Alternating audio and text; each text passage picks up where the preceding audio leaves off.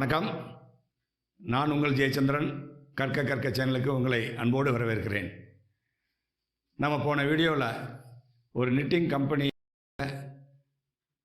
விசிட்டை பார்த்தோம். ரொம்ப இன்ஃபர்மேட்டிவாக இருந்திருக்குன்னு நம்புகிறேன்.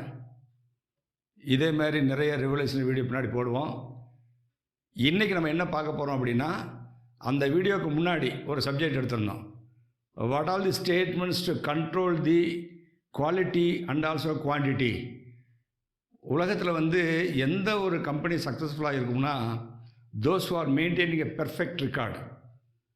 ஒரு டூல் அப்படிங்கிறதுல பேனாவும் ஒரு டூல் தான். இன்றைக்கி ரொம்ப ஈஸியான மெத்தட், இமெயில் இருக்குது, இன்டர்நெட் இருக்குது, கம்யூனிகேஷன் ரொம்ப சிம்பிளாக இருக்குது. ஆனால் நம்ம பயன்படுத்துறதில்ல.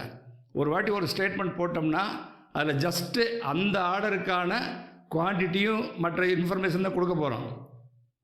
அந்த ஸ்டேட்மெண்ட்டை போட்டு நம்மளுடைய இதில் ஃபைலில் ஸ்டோர் பண்ணிட்டோம்னா, ஒவ்வொரு ஆர்டருக்கு போடும்போது என்ன இன்ஃபர்மேஷன் வேணும் அப்படிங்கிற நம்ம எழுதியிருந்துருக்கலாம்.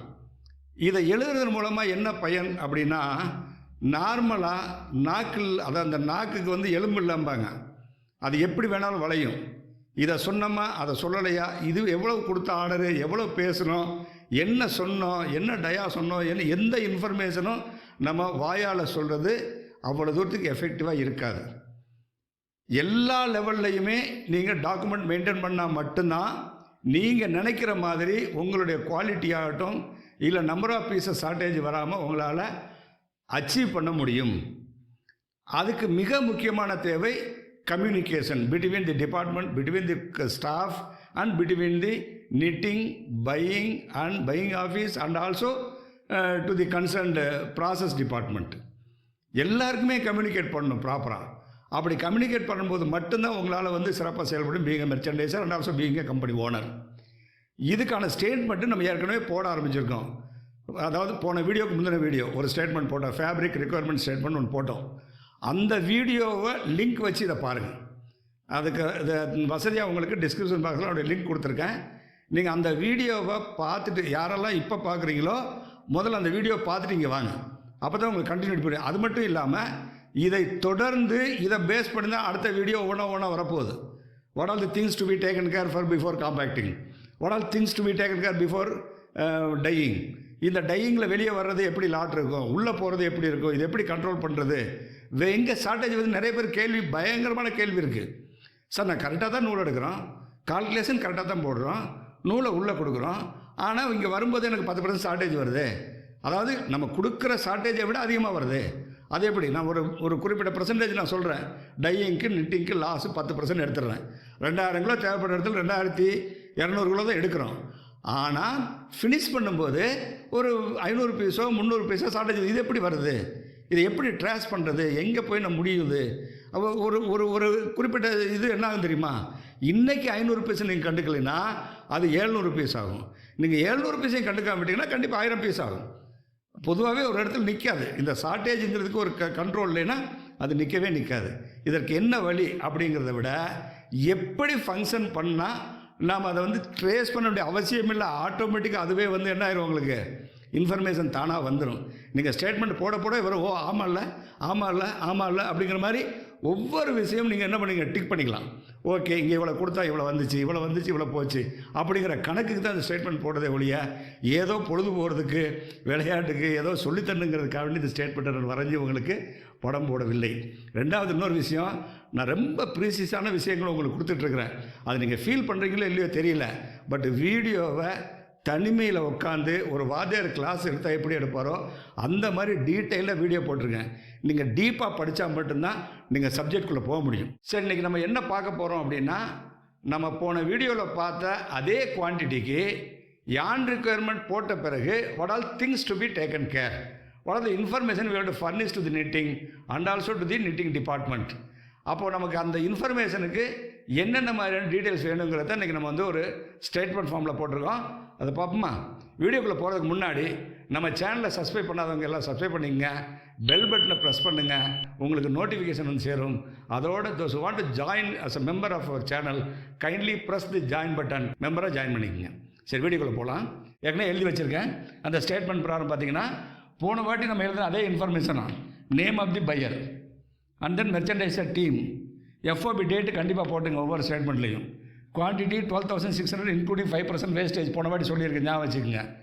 சிங்கிள் ஜிஎஸ்டியினுடைய finished GSM 160, rib finished GSM வந்து 235 கிராம்ஸ் நமக்கு வேணும். இதுதான் இன்ஃபர்மேஷன் வாட் வி வாண்ட். அதுக்கு நம்ம என்ன பண்ணியிருக்கோம், யான் ஏற்கனவே நம்ம குவான்டிட்டி கால்குலேட் பண்ணால் 1071 kgs 50 kgs ஃபார் ரிப்புக்குன்னு ஏற்கனவே கால்குலேட் பண்ணி தான் போன ஸ்டேட்மெண்ட் நம்ம வந்து ஃபேப்ரிக் ரிக்குவயர்மெண்ட்டாக கொடுத்தோம். இப்போ அங்கேருந்து யானுக்கு என்ன பண்ணுறோம், ஃபஸ்ட்டு காலம் வந்து யான். அந்த யானில் என்ன யானு நீங்கள் ஓட்ட போகிறீங்க அப்படிங்கிறத நீங்கள் மென்ஷன் பண்ணணும். That is 30s count. நீங்கள் திரும்பி கவுண்ட் வந்து காட்டனா இல்லை வந்து பாலிசி எஸ்ன்னு போட்டாலே காட்டன் தான் 30s கவுண்ட். அது நம்ம ஆர்டர் பண்ண குவான்டிட்டி நம்ம செக் பண்ணதில்ல, லேபில் கூட செக் பண்ணதில்ல. We got only 29s. We got 20 coarser count தான் வந்திருக்கு. அப்படின்னா இது இப்படி பண்ணும்போது நமக்கு என்னென்னா, நம்ம இந்த 29ஸ்க்கே ஆப்ரேட் பண்ணிக்கலாம். ஒரு வேளை நீங்கள் வந்து ரீப்ளேஸ் பண்ண முடியாதுன்னுச்சா 29ஸ்க்கு ஆப்ரேட் பண்ணலாம். By that we can avoid. அதுதான் சொன்னேன், முதல்ல யூனிஃபார்மிட்டி டெஸ்ட் பண்ணிக்கங்க அப்படின்னு சொன்னது காரணம். சரி, ஒருவேளை டெஸ்ட் பண்ணிங்கன்னா 30 கவுண்ட் நம்ம ஆர்டர் பண்ணோம், நமக்கு வந்து 30 வந்துச்சுன்னா சந்தோஷம், 29s வந்துச்சுன்னா சந்தோஷம். But we can operate for the 29s. சரி, அதே மாதிரி இதே யானை தான் ரிப்புக்கு கொடுக்க போகிறோம். அதனால் ரிப்புக்குன்னு தனியாக கவுண்ட் சொல்ல வேண்டியதில்லை. ஒரு வேளை ரிப்புக்கு தனியாக கவுண்ட் எடுத்திங்கன்னா அதை நோட் பண்ணிக்கோங்க. சரி, குவான்டிட்டி ஆர்டர். குவான்டிட்டி எவ்வளவு ஆர்டர் கொடுக்கணும் அப்படின்னா 1071 kilo colour number 1, 1071 kilo colour number 2, மொத்தம் 2142. 10% வேஸ்டேஜ் சேர்த்துருக்கேன். எதுக்கு அப்படின்னா இது வந்து ஃபேப்ரிக் தான், இது வந்து ஃபேப்ரிக் ரிக்குவயர்மெண்ட் தான். இந்த ஃபேப்ரிக் உள்ளே வந்தால் தான் எனக்கு வந்து வெட்ட முடியும். அப்போ நான் அந்த ஃபேப்ரிக் வர்றதுக்கு நெட்டிங்லேயும் டையிங்லேயும் வர்ற லாஸ் அண்ட் ரிஜெக்ஷன்ஸுக்காக நான் எவ்வளோ ஆட் பண்ணுறேன், 10% ஆட் பண்ணுறேன். தட் மீன்ஸ் 214 kgs நான் ஆட் பண்ணுறேன். ஆட் பண்ணால் 2356 kgs total I will to purchase yard. ரிப்புக்கு வந்து 100 kgs வி நீட், ஒவ்வொரு கலருக்கு 50 kgs. ஸோ 2 கலர்ஸ்க்கு வந்து 100 kgs, அதுக்கு ஒரு 10%, 110 kgs ரிப்புக்கு. மொத்தம் சேர்த்தா 2466 kgs வந்து எனக்கு வேணும். 2466 kgs எனக்கு வேணும்.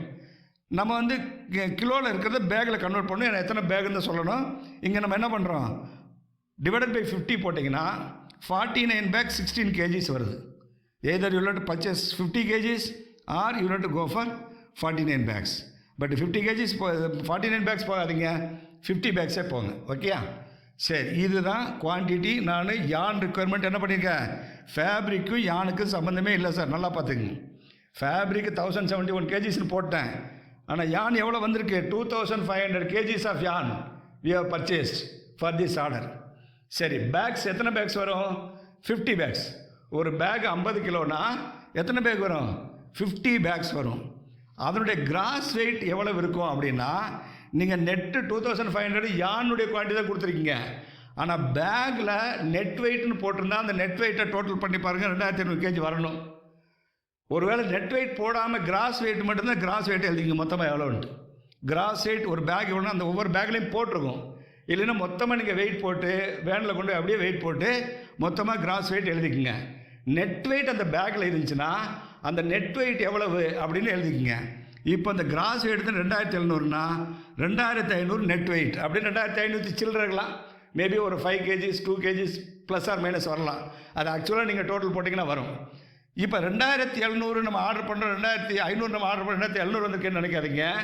இந்த பேக்கினுடைய வெயிட்டு கோனுடைய வெயிட்டு எல்லாமே சேர்ந்து தான் 2700 கிலோ. அதானே கிராஸ் வெயிட்டு. அப்போ நமக்கு நெட்டாக யானை எவ்வளோ இருக்குது, 2500 ஆர் மேபி 2505 வரலாம், 2510. ஆக்சுவலாக என்ன வருதோ அதை எழுதிக்கங்க. This is gross weight, this is actual wait.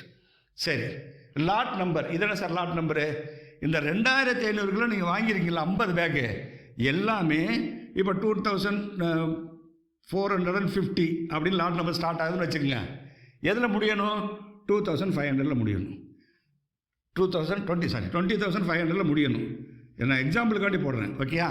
அப்போ என்ன அர்த்தம், இந்த லாட் நம்பர் ஒரே லாட்டாக இருக்கணும். ஒரு 5 பேக் ஒரு லாட்டு, 10 பேக் ஒரு லாட்டு, ஒரு பேக்கு கூட ஒரு லாட் மாறக்கூடாது. ஞாபகம் வச்சுக்கோங்க, ஒரு பேக்கு கூட லாட்டு மாறக்கூடாது. இப்போ இந்த லாட் நம்பர் காலம் நீங்கள் ஃபுல்லாக பண்ணாலே நீங்கள் ப்ராக்டிக்கலாக வெரிஃபை பண்ணி தான் ஃபுல்லாக பண்ணணும். நீங்கள் இன்வாய்ஸை பார்த்தோ வேறு எதை பார்த்தோ ஃபுல்லாக பண்ணக்கூடாது. ஏன்னா இங்கே அவாய்ட் பண்ண வேண்டியது என்னென்னா மேனுவல் மிஸ்டேக். லோட் பண்ணும்போது நமக்கு கொடுத்த லாட்லேருந்து ஒரு பேக் எங்கேயோ மாறி போய் அடுத்த இதில் போயிட்டு அதை தெரியாமல் இன்னொரு பேக்கை லோட் பண்ணி விடுறது ஒன்று. This is called manual mistake. டெலிபரேட்டாக பண்ணுறது கிடையாது. பை மிஸ்டேக்காக ஆப்ரேஷனல் மிஸ்டேக் வர்றது சகஜம். அந்த ஒரு பேக்கு 50 kgs என்ன ஆகும் உங்களுக்கு? சம் ஹண்ட்ரட்ஸ் ஆஃப் மீட்டர் ஃபேப்ரிக்கை உங்களுக்கு அந்த யான் மிக்ஸ்அப் ஆகிடும். மிக்ஸ்அப் ஆகிட்டு நிட்டிங் ஆகும்போது தெரியாது. நிட்டிங் தெரிஞ்சால் எடுத்துருவீங்க. ஒரு சில நேரங்களில் டிஃப்ரென்ஸ் ரொம்ப கம்மியாக இருக்கும்போது அந்த நிட்டிங் நோட்டீஸ் பண்ணுறதுக்கே ஒரு 200-300 மீட்டர் போயிடும். ஓகேயா? அதான் ஒரு ரோல் போயிடுச்சுனால 50 மீட்ரு 60 மீட்டர் போயிடும் இல்லையா? இப்போ 4 ரோல் எடுக்கிற கவனிக்கலாம், அப்படியே 200-300 மீட்டர் போயிடும். சில நேரங்களில் டையிங்கில் தான் போய் தெரியும். அந்த ஒரு கோர்ஸ் மட்டும் உங்களுக்கு டிஃப்ரெண்ட்டாக ஒரு லைன் தெரியும். அப்போது என்ன புரிஞ்சுக்கணும்? லாட் நம்பர், அந்த ஒரு குறிப்பிட்ட லாட் நம்பர் அப்படின்னா அந்த குறிப்பிட்ட லாட் நம்பரில் பேக் 1, பேக் 2, பேக் 3ன்னு போட்டிருக்கும். 2451 அப்படின்னா இது 1, 2451 2 அந்த மாதிரி வரும். சரியா? லாட் நம்பர் ஒன்றா தான் இருக்கும். நான் தப்பாக எழுதிட்டேன். Lot number should be 1. ஒரே லாட் நம்பர் வரதான் நோக்கம். 450 to 500 வராது. 2451 ஸ்ட்ரோக் 1, 2451 ஸ்ட்ரோக் 2 அந்த மாதிரி வரும். அப்படி 50 பேக் இருக்கணும். லாட் நம்பர் ஒன்றா தான் இருக்கணும். ஞாபகம் வச்சுக்கோங்க. சரி, அதுக்கடுத்து நமக்கு என்ன வேணும்? நிட்டிங்கில் ஃபினிஷ்டு ஜிஎஸ்எம் எனக்கு எவ்வளோ வரணும்? நிட்டிங்கில் ஃபினிஷ்டு ஜிஎஸ்எம் எனக்கு எவ்வளோ வரணும்? சிங்கிள் ஜெர்சி ஃபேப்ரிக் வந்து 160 கிராம், ரிப்புக்கு வந்து 235 கிராம் வரணும். Single Jersey fabric 160 gram, loop length வந்து 27. இது என்கிட்ட இந்த இன்ஃபர்மேஷன் நான் கொடுத்துருக்கேன் உங்களுக்கு. 160 கிராம் ஜிஎஸ்எம்முக்கு 27. இப்போ இந்த இடத்துல ஒரு இதை நான் கரெக்ஷன் சொல்லிடுறேன். ஒரு வேளை நீங்கள் 30s கொடுத்து 29s வந்திருக்குன்னா இங்கே லூப் லென்த்தை கரெக்ட் பண்ணால் 160 அச்சீவ் பண்ணிக்கலாம். லூப் லென்த்தை கரெக்ட் பண்ணால் என்ன பண்ணலாம்? இங்கே 160 அச்சீவ் பண்ணிக்கலாம். பை தட் வே அந்த ஒரு கவுண்ட்டுக்கான வேஸ்டேஜ் கூட உங்களுக்கு வராது. அதுதான் இந்த இன்ஃபர்மேஷன் எழுதும்போது உங்களுக்கு கிடைக்கிற பெனிஃபிட். சரி, அடுத்து என்ன எழுதியிருக்கேன்? மெஷின். எந்த மெஷினில் ஓட்டணும்? நான் ஏற்கனவே சொல்லியிருக்கேன் கவுண்ட் 30s அப்படின்னா ப்ரிஃபரபிள் கேஜ் வந்து 24, ப்ரிஃபரபிள் கேஜ் வந்து 24. அப்படி இருந்த width of the fabric 55 divided by 2.54 போட்டிங்கன்னா 22 டயா வரும். 22 இன்ச்சு டயா வந்து 22 இன்ச்சு. ஆப்ஷனல் கீழே கொடுத்துருக்கேன். அதே 24 கேஜில் 22 ஓட்டலாம், இல்லை 1.5 பீஸுக்கு 33 ஓட்டலாம், இல்லை 2 பீஸுக்கு 44 ஓட்டலாம். புரியுதா உங்களுக்கு? 22 ஒரு பீஸுக்கு 1.5 பீஸாக ஓடனா 33 டயா ஓட்டலாம், 44 டயா ஓட்டினீங்கன்னா 2 பீஸ் வரும். ஓப்பன் வித்தில் போய் நீங்கள் முடிவு பண்ணிக்கலாம். டியூப்லேருந்து 2 பீஸ் கட் பண்ணிக்கலாம். இது எப்படி ஓட்டணுங்கிறது நம்ம வந்து டிசிஷன் எடுத்துக்க வேண்டியதான். சரி, இங்கே என்ன போட்டிருக்கேன்? Production per day. இப்போ இதில் ஓட்டினீங்கன்னா 200 கிலோ வரும்னா 33 ஓட்டினீங்கன்னா 300 கிலோ வரும். அதே மாதிரி 44 ஓட்டினீங்கன்னா 400 கிலோ வரும். அப்போ இந்த நம்பர் ஆஃப் டேஸ் வந்து இதை பொறுத்து மாறுபடும். சப்போஸ் 20 கிலோ தான் ஒரு நாளைக்கு ஓட்ட முடியுதுன்னா கிட்டத்தட்ட 2500 கிலோ. 2500 டிவைடட் பை 20 போட்டிங்கன்னா கிட்டத்தட்ட 12 டேஸ் வரும். 12 to 13 டேஸ் வரும்.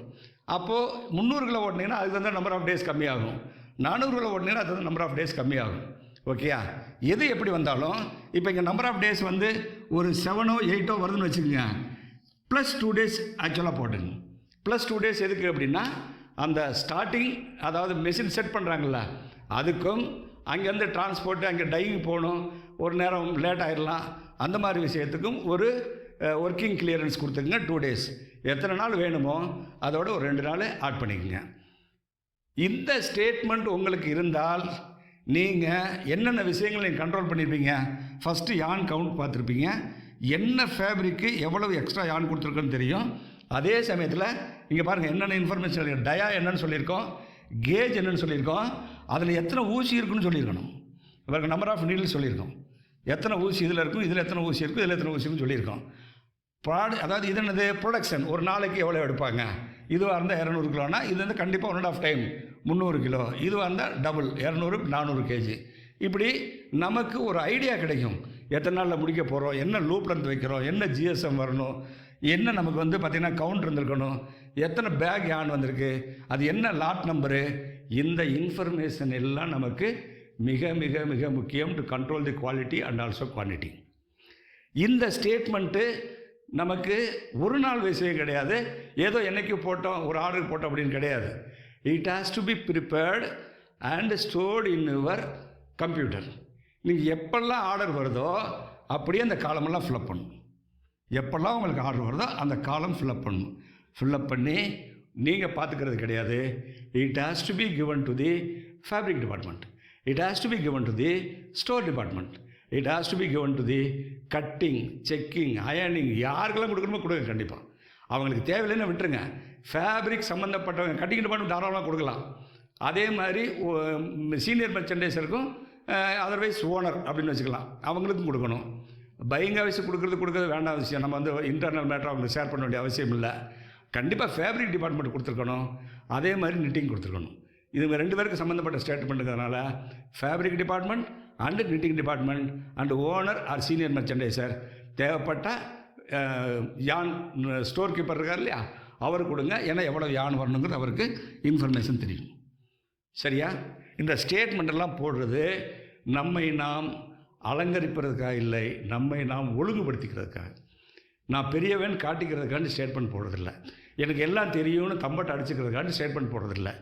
எனக்கு at the end of the day I will to be successful and ultimately the company should be successful.